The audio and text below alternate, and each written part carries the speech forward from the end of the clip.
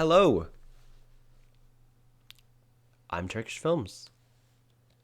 Daily Chess Analysis, Episode 19. Let's jump into it. All right, so this is the game we played earlier. I was actually happy with a lot of the moves that I made, which is a good thing. As you can see, there's mistakes that were made. There's some blunders. And what I care about a lot after the game is what the shape of this line looks like.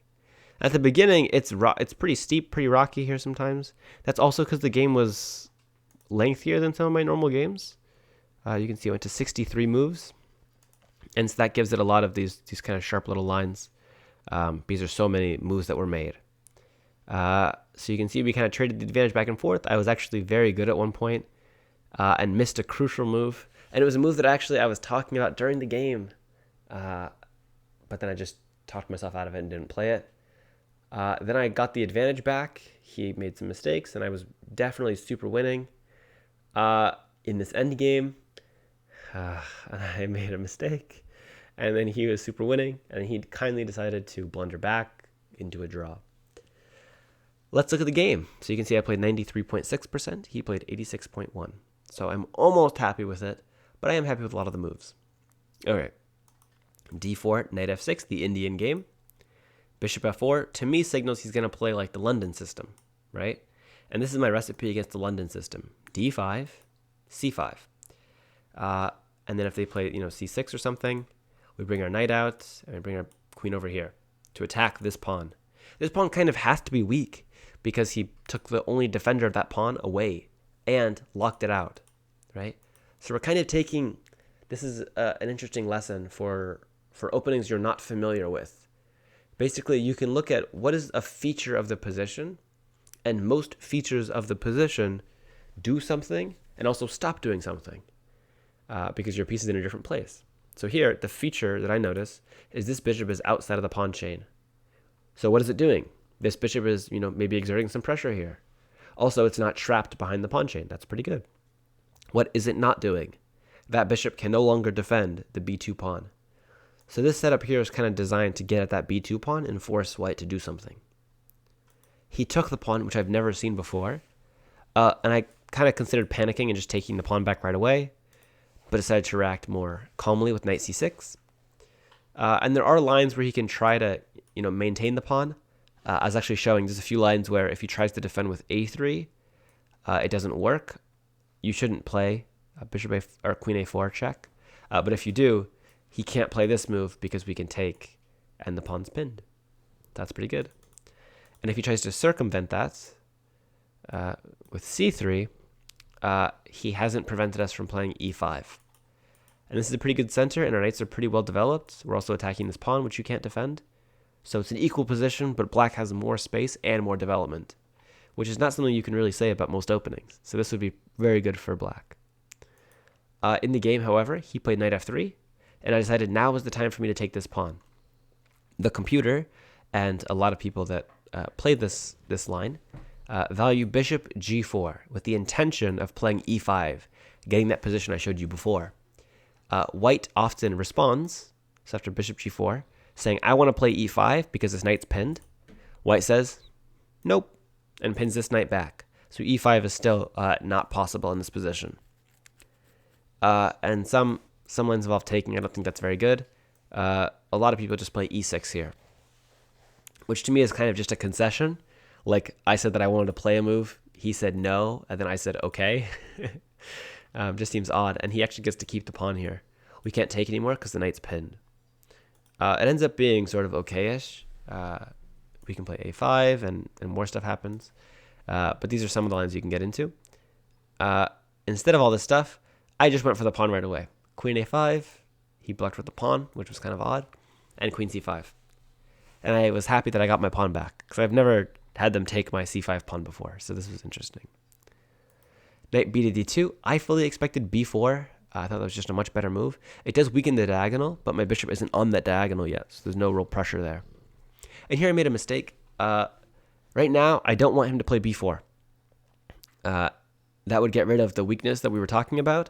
Also, right now he can't play it because his pawn's hanging, but in the future he might want to play it by defending the c3 pawn. So I should freeze the b2 pawn almost permanently by phi and ketoing my dark square bishop. I didn't even think about that. I just said I want my rook in the game. I didn't want to close my bishop in with e6, but didn't realize that I could not close my bishop in with e6 and still make useful moves, which is phi and ketoing. So I need to take phi and ketoing more seriously. I've noticed that I kind of view it as sort of all in, or that I feel like confident that I need to know the theory, because h4, h5 just seems so effortless in a lot of positions, especially when you have, all this going on.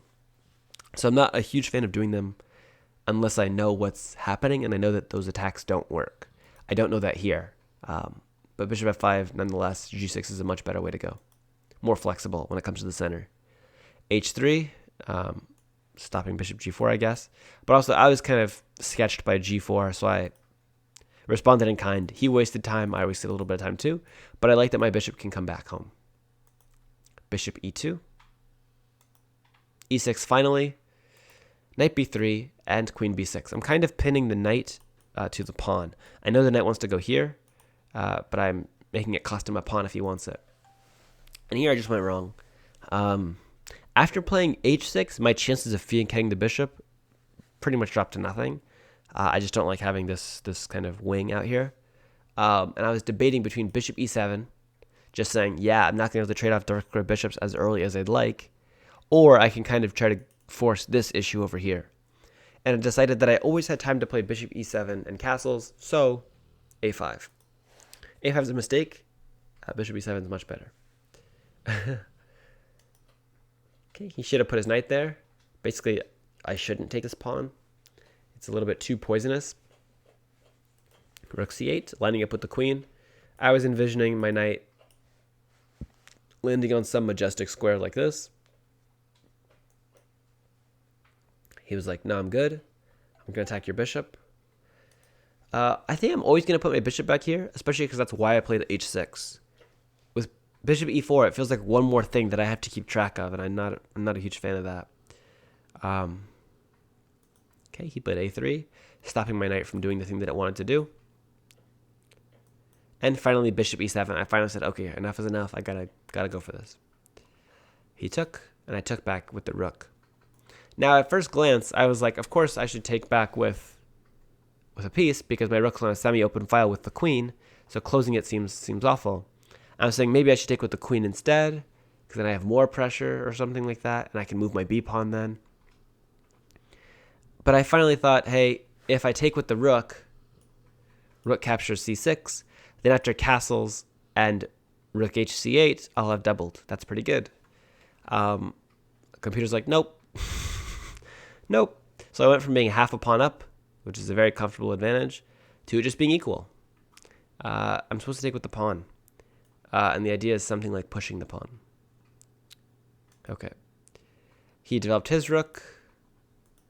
And I played bishop d6 trying to trade bishops, which was not a good idea. Bishop d3. And here I played knight e4. I kind of wanted to keep my bishop if I could.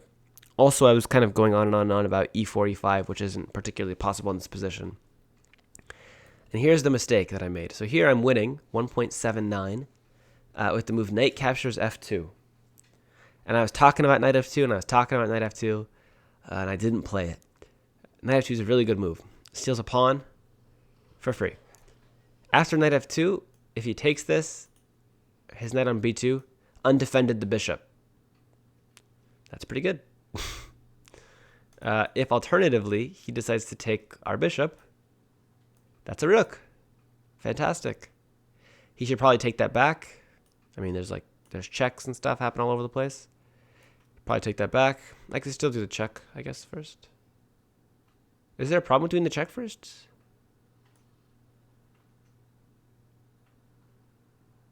There's some problem, right? Blunder. King h1. Rook captures h7. I said blunder. Knight c4 is really good. Oh, with the fork. Look at that. My rook on d6 is hanging. Is undefended. That's really crazy. I would not have seen that. That geometry is crazy. So rook h7. Got to settle for that. in a game, I would not see this move. I would never see that move. That's horrible. Okay, but instead of playing Winston, my dog just knocked over the mic stand. I'm like, okay, try to ignore that. After knight d2, I just castled. I figured I didn't want to calculate everything. Yeah, that was a big mistake. He played queen c2, and f5 has to be played. Takes, and here my rationale was I'd rather have a center file than pressure on this f-pawn, which I don't know that I can really reach. But that's wrong. Capture with the f-pawn. I doubled up, and I moved my king in the game. I really should be focused more on my bishop. It's like the worst piece ever. I still don't understand why king e7 is so much worse than taking. Basically, the question is, if I take queen captures d1, bishop captures d1, then I have to move my king in if I want to move it in, right? Or alternatively, if I want my king in the game, I can go here. He takes, and I go here. My king's in the center. That's great. Oh, because he cannot trade queens. He can play here. I see. There's some pressure on this guy. Okay, trading queens is good because the end game is a little bit more solid. Got it. Okay, king d6 makes sense. His bishop comes to a nice square. b6, putting my pawns on dark squares because we both have light squared bishops. g3, g5, again putting my pawns on dark squares. a4, and here this is just really foolish. There's not a big excuse for this. My bishop would like to be over here, for sure. And the computer says, then go there. And I said, yep, I want to go there. And said to take a path that takes one extra move to get there. I don't know why I didn't see bishop g6. One advantage I would say of this line is that my bishop is defending the pawn, so my king maybe can do stuff, which is what I tried, but it just doesn't work. He just plays a move he wanted to play anyway. And now I have to go back in order to bring my bishop in the game. Okay, so we had a few trades. I wasn't impressed with g4. Move your king up in the endgame, and now I have a winning advantage here. Still takes a little bit of work, but it is a winning advantage nonetheless. My bishop is behind these pawns, which is a really good position to be in, because that means this bishop is kind of frozen for the moment. Okay, takes helps me out a lot. He went here, and this is a mistake. I'm supposed to play h5. Instead, I checked him, trying to get my king further up into the game. And we traded bishops. And here I was very confident that I was winning. This is a very winning endgame. And I played f4, confident that my f-pawn is going to queen or distract the king so I can take these pawns. And after his move b4, I had amnesia. I totally forgot what my plan was and instead decided these pawns were scary and I wanted to take them off the board. And so instead of winning by 2 here by playing f3 check, and after king f2, playing king d3, getting all these pawns here, I instead decided to rush and play a captures b4, which is a blunder, which gives him the game. Because after cb4, he has this 2-1, and the trick is that it's one move farther away. So I have to spend more tempo to get to it, and he has to spend those tempo to get this pawn. So I played this correctly. Taking this pawn's even worse for me, apparently. And a7 is the blunder that draws the game. Here, he should just go after my pawn, and everything's fine. I have to take it anyway. So basically, he's wasting a turn, and my king is just the same as it was before. a7, king a7, and now this is just a draw because as we rush over to that king side, I pin his king to the wall, and his king can never get off the wall, and it ends in stalemate. So that is what a 93.6% game looks like. It looks sort of normal-ish. You get a good advantage, you hold that advantage for a bit, and then you blunder all the way in the endgame by forgetting what plan you had. And that's just the main theme of why I don't play well. I'm just missing stuff, or I'm just not following the plans that I'm setting. And if I follow the plans that I'm setting, maybe I'll lose games because my plans are bad, but I can train to make the plans better. It's better to be able to execute the plans that you have than have good plans and never be able to execute them. So I just got to execute the plans each time, always. Yeah, so I had 2 blunders, 1 mistake, 12 inaccuracies. As we can see in the details here, I played 58.7% best moves, which I'm actually quite happy with. My target was higher than 50%, and I almost got 60%. So that's pretty good for me. I'm very happy with that. The average moves difference is 0.44. I want 0.25. That's where I can say I did good. So this is significantly higher than that, so I'm not super proud of that. My rook moves were great. My queen moves were great. My king moves were great. I needed to work on my bishop moves. I should have taken the bishop when I had the chance. Also, I did that that odd worm into the game instead of just doing it like I should have. And the knight move. I should have captured knight f2 for sure. So I just need to do more calculation and more tactics, and that will help me to figure these things out faster and to not feel so in time pressure that I have to rush and make poor decisions. This game ended in a stalemate, but it was an instructive game nonetheless. I hope you all stay Turkish, and I hope you all have a wonderful night.